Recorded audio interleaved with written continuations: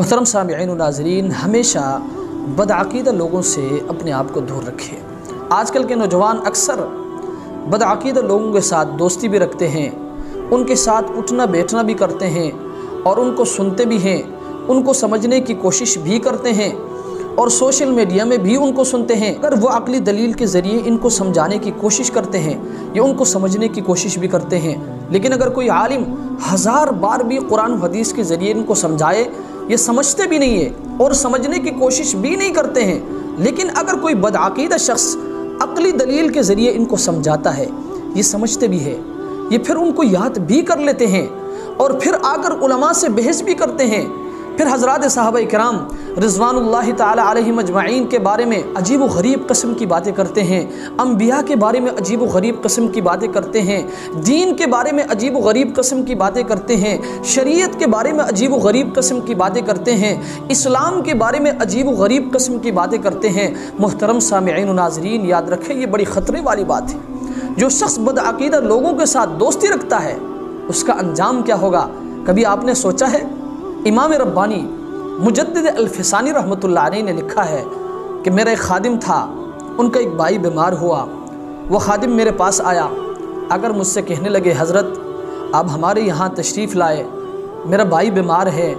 آپ ان کے لیے دعا بھی کرے اور آخرت کی طرف ان کو متوجہ بھی کرے۔ امام ربانی مجدد الفسانی رحمۃ اللہ علیہ فرماتے ہیں میں ان کے ہاں گیا، جا کر دعا بھی کی اور ان کو آخرت کی طرف متوجہ بھی کرنے کی کوشش کی، لیکن ان کے دل پر کوئی اثر نہیں ہو رہا تھا۔ بلند روحانیت کا بندہ ہو، وقت کا مجدد ہو، ان کے توجہات کا اثر ان کے دل پر ضرور ہونا چاہیے، لیکن نہیں ہوا۔ امام ربانی مجدد الفسانی رحمۃ اللہ علیہ فرماتے ہیں میں پریشان ہوا، میں فوراً اللہ کی طرف متوجہ ہوا اور اللہ سے یہ دعا کی کہ اے میرے مولا مجھ پر یہ بات ظاہر فرما دے، اس کی وجہ کیا ہے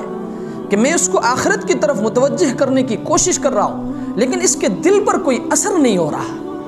اللہ نے رحمت فرمائی، حضرت فرماتے ہیں اللہ تبارک و تعالیٰ نے الہام کے ذریعے یہ بات میرے دل پر ڈال دی کہ اس کا اٹھنا بیٹھنا، اس کا رہن سہن، اس کی دوستی بدعقیدہ لوگوں کے ساتھ تھی، ان کی ایسی ظلمت اس کے دل پر پڑی ہے کہ آپ کی توجہات کا اس پر کوئی اثر نہیں ہو رہا۔